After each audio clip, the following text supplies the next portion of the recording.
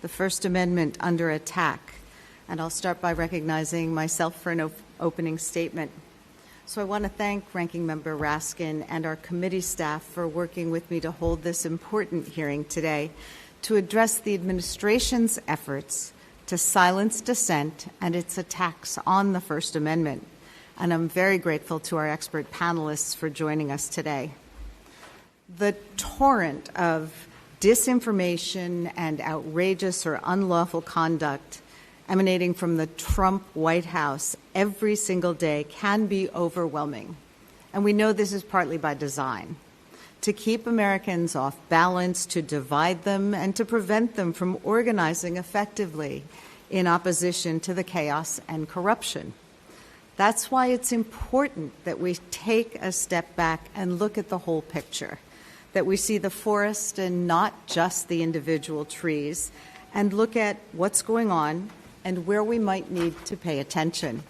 And that's the purpose of this hearing, to examine how the Trump administration is using the whole of government to silence or intimidate criticism and dissent in ways that go far beyond McCarthyism or the enemies list of the Nixon White House. And having identified the White House campaign to silence dissent, to discuss what Congress and Americans can do to fight back. The freedoms embodied in our First Amendment, the freedom of speech and religion, a free press, the freedom of association, and the right to petition the government for grievances, have always been central to the bold democratic experiment that is the United States of America.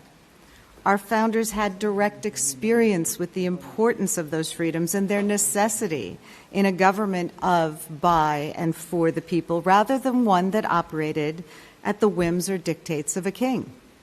Pennsylvania, and particularly the area that I represent, has always been at the forefront of that fight for freedoms. Over 300 years ago, the Quaker William Penn fled England and founded Pennsylvania, seeking religious liberty and more democratic forms of government. And over 250 years ago, the first Philadelphia lawyer, Andrew Hamilton, famously defended John Peter Zenger, a publisher who was jailed and prosecuted for libel after his newspaper exposed corruption by the colonial governor of New York. Debate and dissent have always been a driving force in our country, whether it was abolitionists working to end slavery, women struggling for the right to vote, civil rights activists fighting for the promise of democracy, people standing up to the Red Scare blacklists, or members of the press exposing the truth in the face of government corruption. Americans throughout history have exercised their rights to hold those in power accountable and spur our country forward toward that more perfect union promised by our Constitution. That's because Americans know that without being free to think, to believe, to speak as we want, there can never be real liberty for ourselves or anyone else. And the Trump administration knows that too.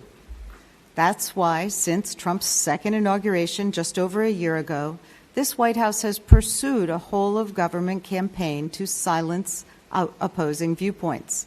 This campaign has included trying to stifle the free press by denying outlets access to the Pentagon, the White House, and Air Force One. It's included raiding a journalist's home, assaulting and arresting reporters, threatening networks' licenses to influence content, and literally defunding the Corporation for Public Broadcasting. This White House has threatened to prosecute sitting members of Congress for sharing truthful information.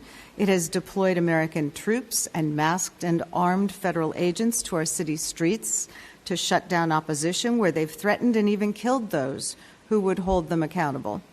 The administration is labeling people who disagree with the president's policies as domestic terrorists, putting their names on secret government lists and demanding that tech companies hand over the identities of Americans who organize or share their dissenting opinions online.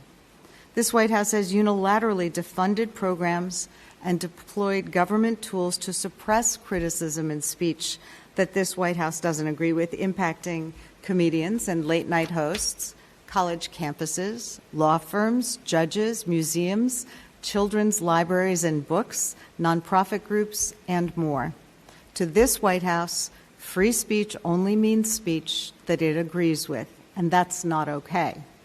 Freedom of speech, religion, press, assembly, and to petition our government, these are the constitutional pillars that our country was built upon, and they're values that continue to define our American way. But we can't take them for granted. If we want them to endure, we need to believe in them and fight for them. Americans as a whole have never tolerated political demagogues who use the power of government to punish their perceived enemies. It's exactly this kind of attempt to subvert our proud American traditions that's brought down other presidents and politicians, and I predict it will bring down this administration as well.